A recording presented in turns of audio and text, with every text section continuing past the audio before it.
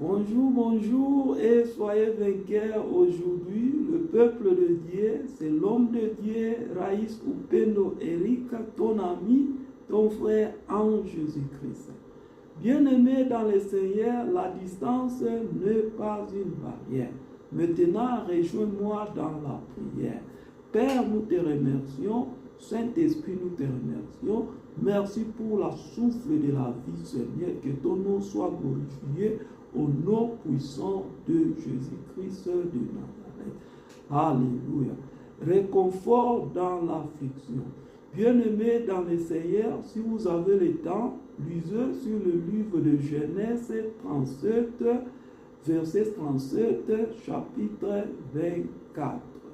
Bien-aimés, Genèse 37, chapitre 37, bien-aimé, verset 24. Genèse 37, 24.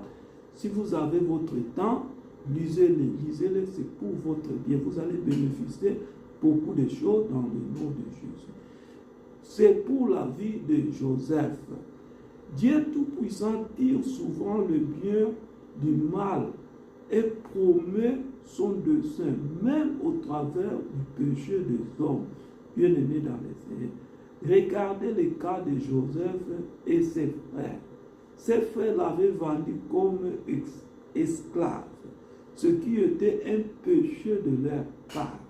Mais le Seigneur a utilisé cette situation que nous considérons comme un péché pour révéler son dessein dans la vie de Joseph en particulier et des Israélites en général, bien-aimés dans le Seigneur. Quel Dieu puissant nous servons, quel Dieu puissant nous adorons, quel Fils nous avons à louer, bien-aimés dans le Seigneur. Quel avenir repose devant nous, bien-aimés dans le Seigneur.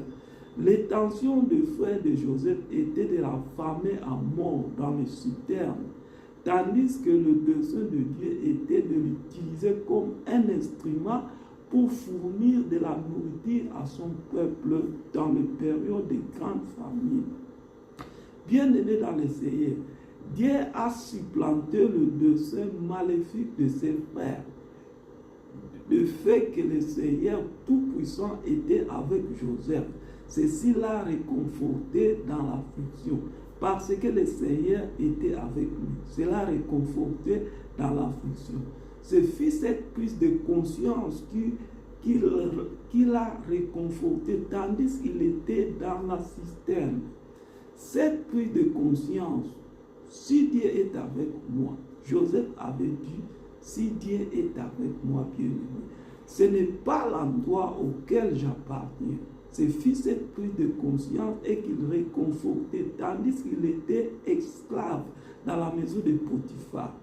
Ce fut cette prise de conscience qui l'a réconforté, tandis qu'il était en prison. Si Dieu est avec moi, Joseph avait dit, bien-aimé, si le Seigneur est avec vous, vous serez réconfortés dans le nom puissant de Jésus-Christ.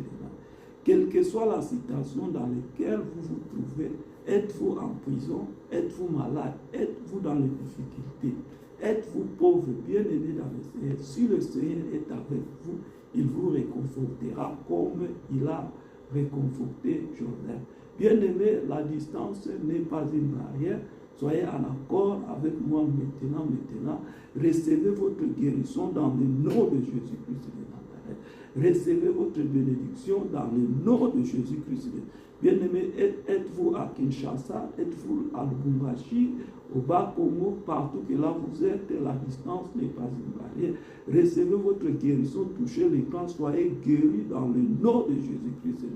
Bien-aimés, êtes-vous au Cameroun, au Sénégal, partout que là vous êtes, dans toute l'Afrique, à Tanzanie, à Nord-Kivu, à Goma, à Butembo, à Walikali, la distance n'est pas. Recevez votre guérison, votre délivrance, votre liberté dans le nom puissant de Jésus-Christ. Bien-aimé, le Seigneur vous réconfortera. Bien-aimé, quand vous faites face de difficultés, pensez à Joseph. Que le Seigneur te réconforte de toute toute situation dans votre vie, dans le nom puissant de Jésus-Christ de Nazareth.